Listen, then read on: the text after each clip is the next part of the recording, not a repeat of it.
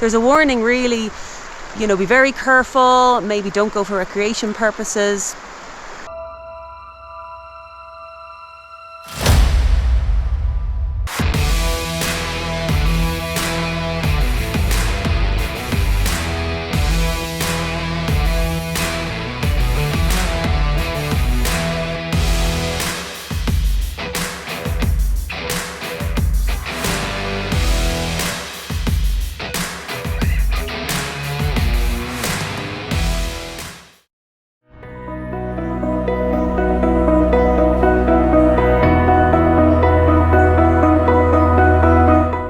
By chance, we were staying at the same hostel as our new friends, so we enjoyed a few days, unwinding from our epic adventure, meeting new bikers, swapping stories, and doing important maintenance on the bikes.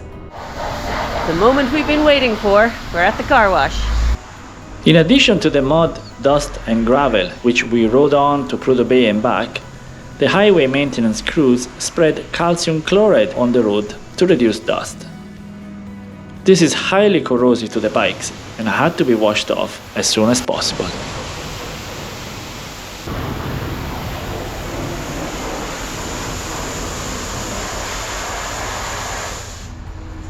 That's it? That's it. That's it. Finito! Alrighty. I hope they're clean enough. They're not perfect, but we had to clean the engine. I want to do an oil change today. Still smiling. Once we had washed away the evidence of the Dalton Highway, we felt we needed some other proof of our heroic feat. We are officially survivors of the Dalton Highway. Hey, hey!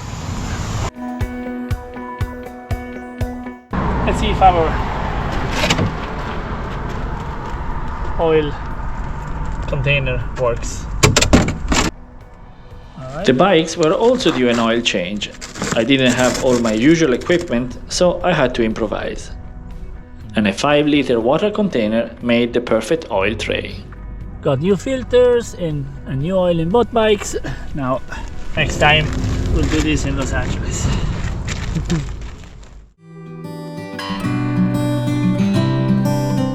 But sadly, the day came to say goodbye to everybody. We swapped numbers and wished each other well as we continued on our individual journeys.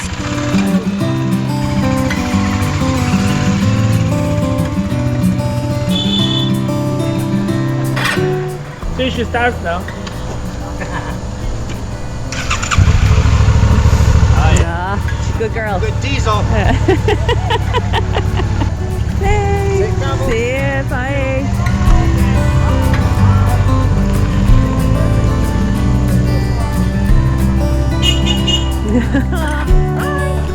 Cool. Just you and me now? Yeah. Yeah. Hi. Our plan was to head towards Valdez on the south coast of Alaska, but there were a couple of places which we wanted to visit along the way. Tomorrow we'll be on the road. There was a little surprise in store for us. Updated on the road condition. So we are now in Fairbanks, and our plan for today was to go Delta Junction, south into Glen Allen, and maybe continue on into Copper Center or around this area to stay. But Sven is after telling me that the road from Delta Junction to Glen Allen is being washed out. Washed out? Yeah, 3 bridges have been taken down by a flood. Jesus. So heavy rain, obviously. So he said it's not only one bridge, it's 3 of them. So God, it's gonna take a long time before they fix them. They say at least maybe next week before it's open again. So from here, Delta Junction, we need to go the whole way to Talk. Okay. And then do this road. So it's gonna take, it's gonna add another 2 hours to our journey. I know, 2 road washouts in one trip. You just can't make this stuff up. To Alaska. Yeah. Either it's fire or water. Or a beaver. Or beavers. Really ready. To be extra safe before starting the Dalton Highway, we purchased a second fuel jerry can. And since we no longer needed them, we happily passed them on to the next generation of Dalton Highway adventurers. We didn't need them, we had them with us, but we didn't need them. So It's better than pushing the bike up. enjoy.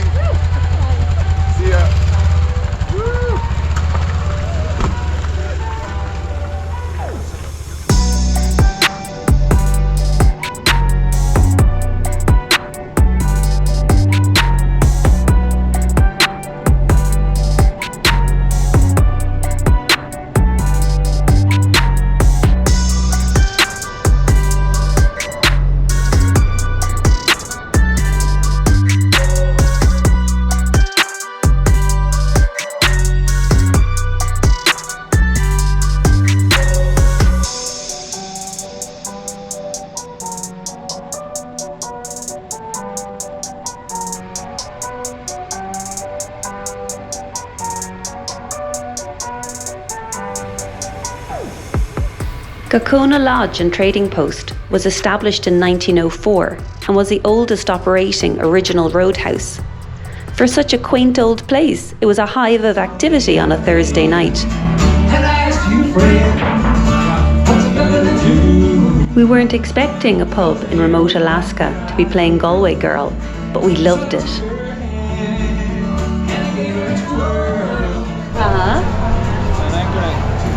I'm gonna try the local stout.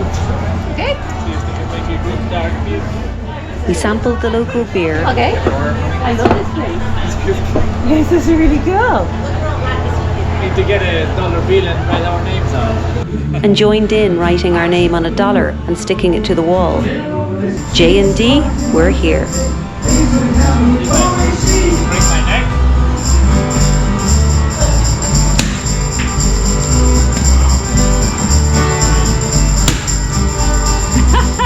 It was a great night, but the following morning we heard news that might affect our travels. Mosquitoes.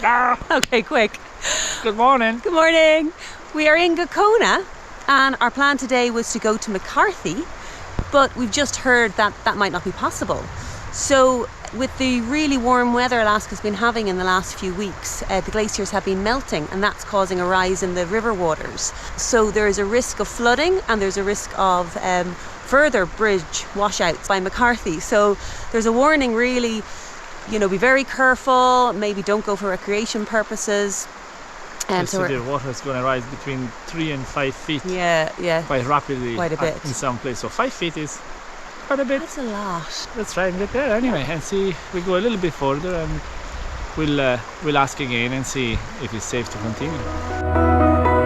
We were at the mercy of Mother Nature, and nature is unpredictable.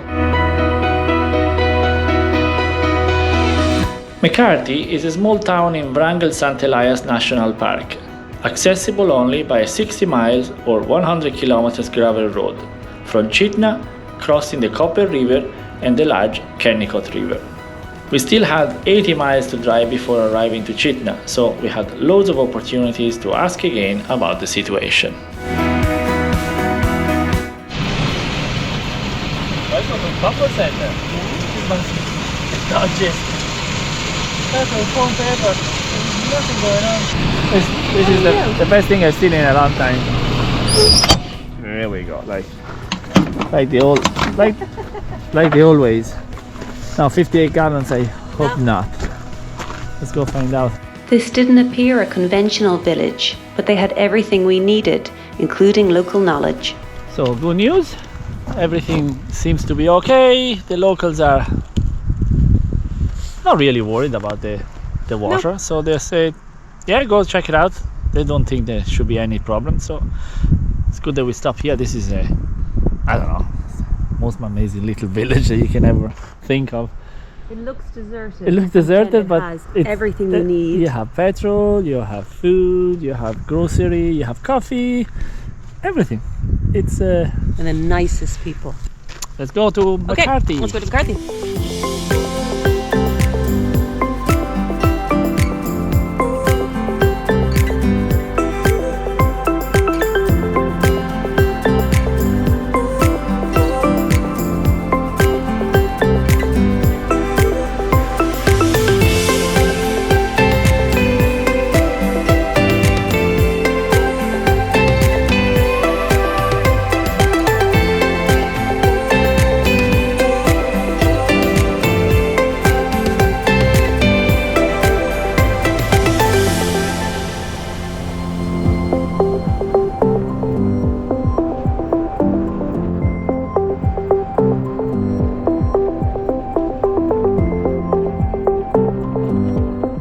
That sign worried us a bit, but we were hoping it was more like guidelines than an actual rule.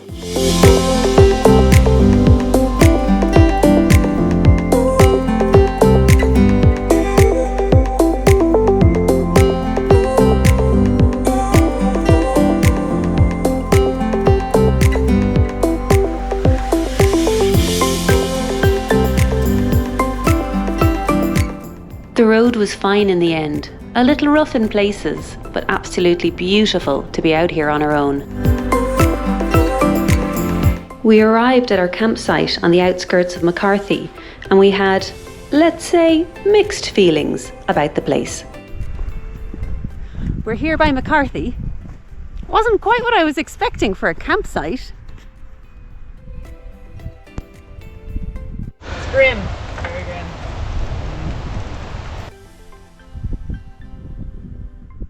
There's no facilities and it's just a bit barren, but look at this.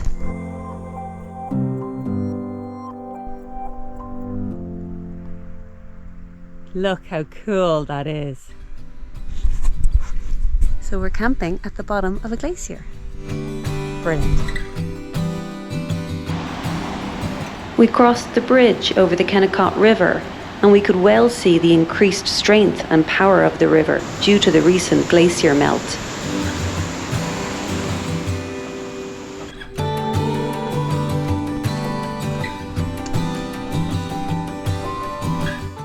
The town of McCarthy was developed due to the nearby Kennecott mines and has remained a beautifully preserved old town since the closure of the mines. The sight of the vintage cars brightened Davide's day immediately. Now this was his kind of place. Tourist access is only by foot or by shuttle after crossing the Kennecott River. After exploring McCarthy, we took the shuttle bus to the Kennecott mines. In the early 1900s, a high concentration of copper was discovered in the area, and after a few years necessary to conduct accurate surveys and to acquire mining rights, 5 mines were open. All the raw material was transported to the impressive 14-story Kennecott concentration mill that is still standing today, where copper ores were extracted, loaded onto trains, and transported to the port of Cordova in the south coast of Alaska. The mine was in full production between 1911 and 1938, when the last train departed the town. After 1938, Kennecott became a ghost town for many decades, and only in the 1980s, locals started to restore and preserve the old buildings to create a visitor center that is still open today.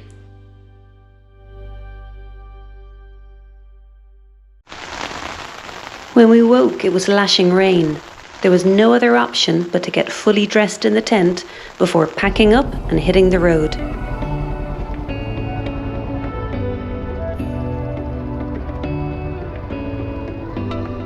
It was the wettest day we'd had since starting our trip from New York, but we only had a short drive of 180 miles to get to our next destination, which was Valdez.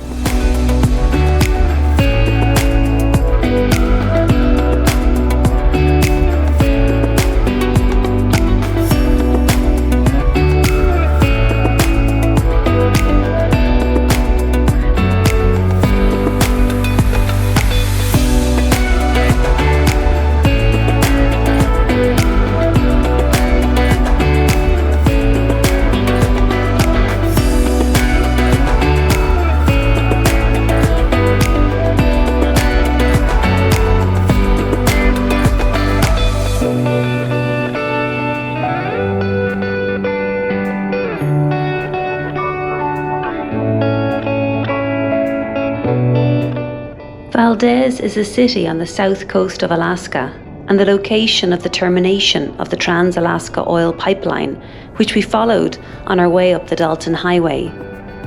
In addition to that, Valdez is known for stunning scenery, waterfalls, and a wealth of wildlife, and is an important fishing and commercial port.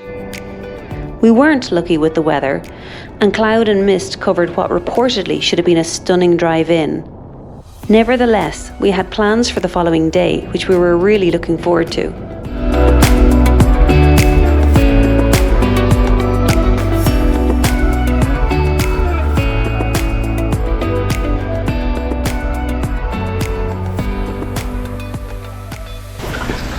Right, okay, hoods up. Okay, we're in Valdez Well, look at that. and it's incredibly wet. We're going to the sea, to the ocean, I suppose. We are. And We're going on a glacier wildlife cruise, Oh. which we're really looking forward to. don't know if we're going to see anything. let's hope that it clears out when we get there, and hopefully we'll have a great day.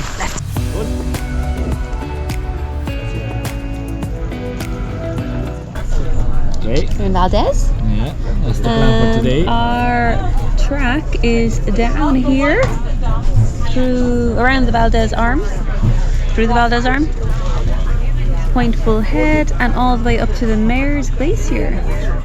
Mayor's Glacier is one of the only advancing tidewater glaciers in North America. It's approximately a 3-hour boat trip from the port of Valdez. And with that, your captain today will be Amanda. She'll be driving the boat, of course, all day, but also narrating and telling us all about the places we're going, the things we're going to be seeing. We were hopeful that the fog would lift and that we might see some nice wildlife too. We passed the Valdez Marine Terminal, where the Trans-Alaska Pipeline finishes its journey, but unfortunately it wasn't visible due to the fog. So this facility off to our left is known as the Valdez Marine Terminal. Pretty small sea lions on the buoy today. These definitely not full-grown males by any means. But they're really powerful with those front flippers, and so they just jump out of the water and they'll get their flippers on the buoy and haul themselves out.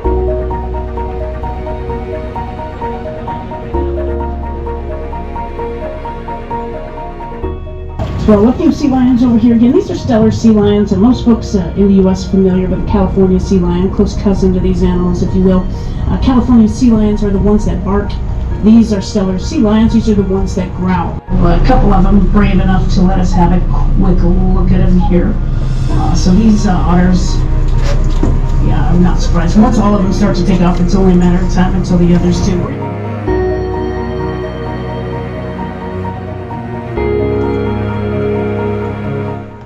Once we reached the Valdez Arm, the sea got extremely rough, making many passengers uncomfortable. The captain made the decision to change course and to go to the nearer Columbia Glacier, which would shorten our sea journey and take us out of the rough seas quicker. Clearing up though. Watch your step in a minute. I'm going to make a turn here. The Columbia Glacier is located in Prince William Sound and is one of the fastest moving glaciers in the world. Due to this, it sheds a huge amount, and soon we were cruising through a sea of floating ice. But this time we were in luck. In dull cloudy skies, light is refracted and the icebergs appeared even more blue and brilliant. They were absolutely stunning. I've never been so close to an iceberg before. It was just incredible.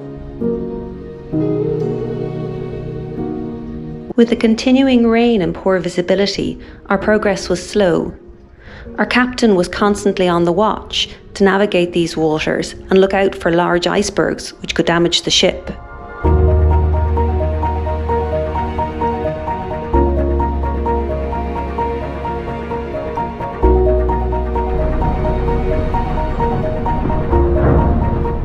We still knocked against a few small ones, and the noise reminded us of the Titanic movie.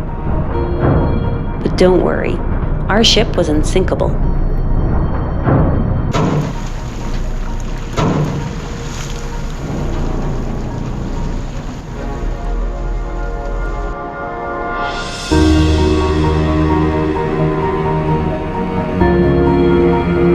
But soon we reached where we'd all been waiting for, the glacier.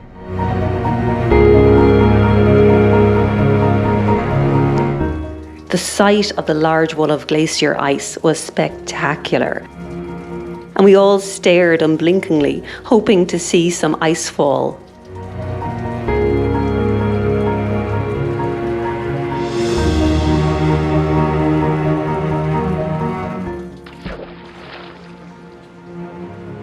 Bingo!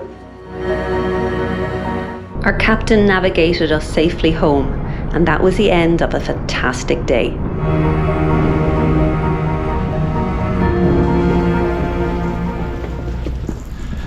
It's another dull day here, so we are looking forward to move on.